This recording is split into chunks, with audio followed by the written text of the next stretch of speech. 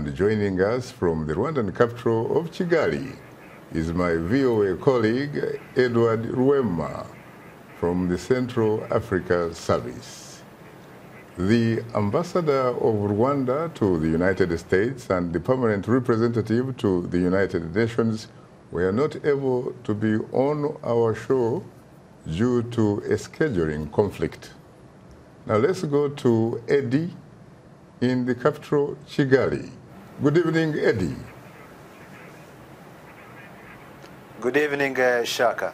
How are you? I'm fine, thank you. How are you? How is Washington today? I am hugely terrific here. Walk us through the preparations for the 25th celebrations. I would say for the past few days I've been here, preparations started over the weekend on Saturday, where there was the usual umuganda, which is the collective cleaning of the city.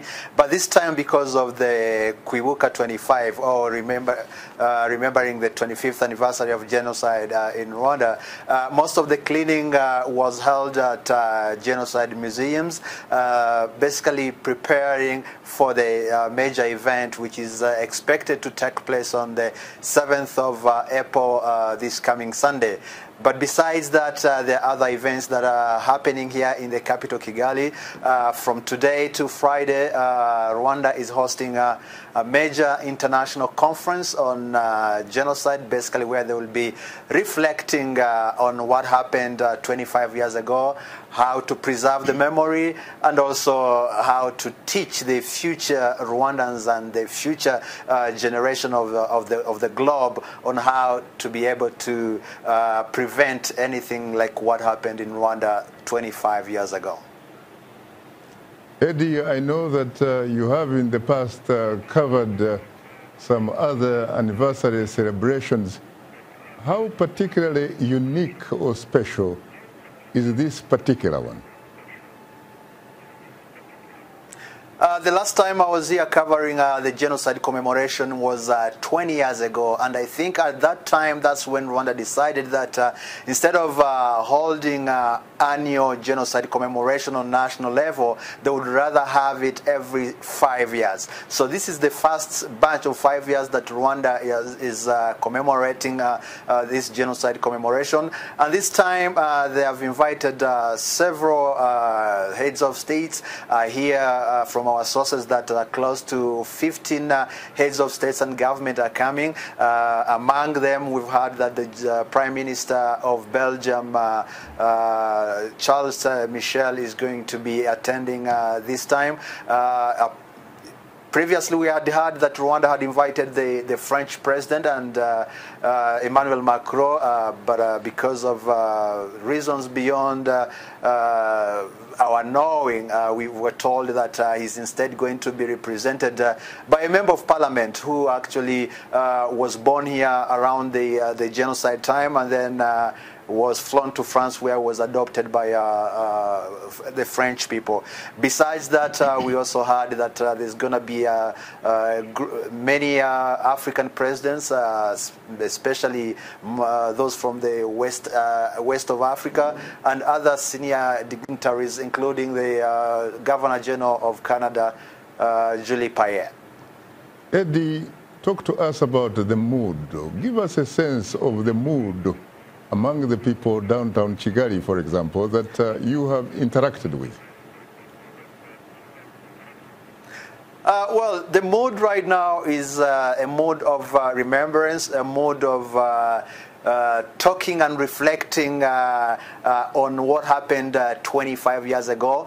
Rwanda is commemorating these years when we have a very big percentage of Rwandan youth who were born after the genocide. A few of them I interacted with have said that they are optimistic about the future. They think that they're the majority in this country, and they want to see this country move forward, trying to not to be delayed or pulled back by what happened in 1994, though others still have that thinking that a real reconciliation has not been achieved, though the country through its Unity and Reconciliation Commission says that there is a lot that has been done in concerning people living together. Kids we talk to, they say, we are ready to forgive, but we're not ready to forget. All we want is to work for a better Rwanda, and that's what everybody we've been meeting is talking about right now. And as you interact to people on the ground, do you get the sense that people are more united than they were, for example, 10, 15, 20 years ago? Shaka, I was here in 2017, and I was able to interact with families which involved families of the killer and families of the victims. These families had moved to the extent where their kids got married despite what the two families or what the parents went through during the 1994 genocide.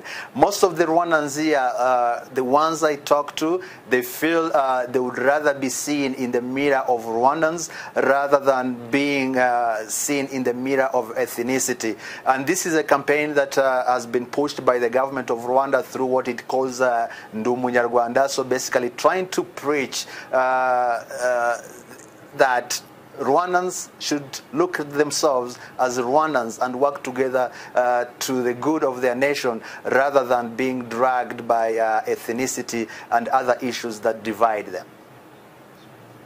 Any particular developments that you have been able to experience or you have been able to observe that surprised you so far?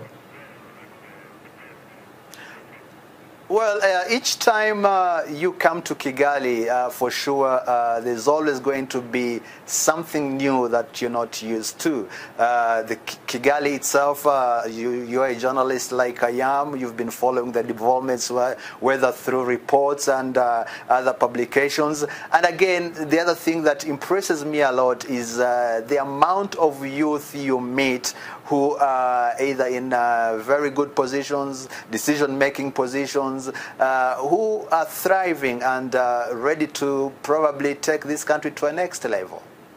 Well, on that note, thank you so much, really, for sharing your insight and observations with us.